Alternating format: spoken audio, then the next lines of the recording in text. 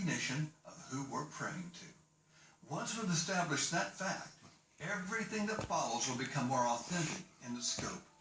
We'll begin to comprehend who God really is, and we'll begin to understand the next facet of prayer, which is faith. Faith, that invisible force that makes all prayer work. You can pray, but can you pray without faith? Sure you can.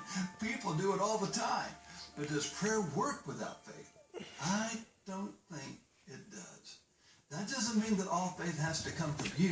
It just means faith has to be present. Even to take time to pray says you at least have a little faith. Faith is a big subject here. The Bible describes faith in different ways, depending upon the context of the passage.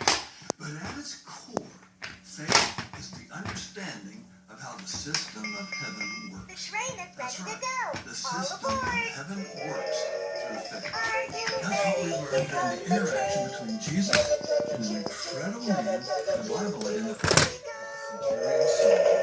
Come with me. I'll show you what I mean.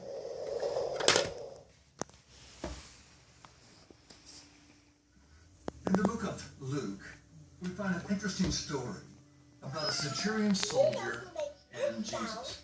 Jesus is doing a lot of healings at this particular time. Demons are coming out of people. Demons of illness are coming out of people. People are being healed.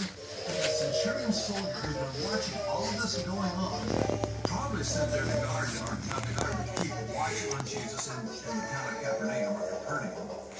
So he's looking at all this happening, and he realizes there is a corollary or a parallel between Jesus addressing invisible issues and things happening and what he does in the natural. He compares the natural and the spiritual.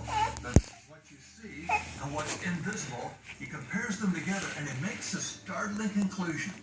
The conclusion is this, that just as he tells his soldiers and servants what to do in the natural world, with the world that's seen, Jesus is saying the exact same thing to a world that's not seen. And in this comparison, he then says, I want this man to come and heal my servant. Apparently, this servant has served him for a number of years, and the centurion really wanted the servant to be healed. So he asked Jesus if he would heal his servant. And Jesus says, I will. And it starts to head that way. But the centurion says, wait a minute. You don't have to go to my house. I'm not worthy for you to go to my house. All you have to do is say the word, because I'm a man under authority. I say to this one, go, and he goes. I say to this one, come, and he comes. And I say to my servant, do this, and he does it. All you have to do is say the word,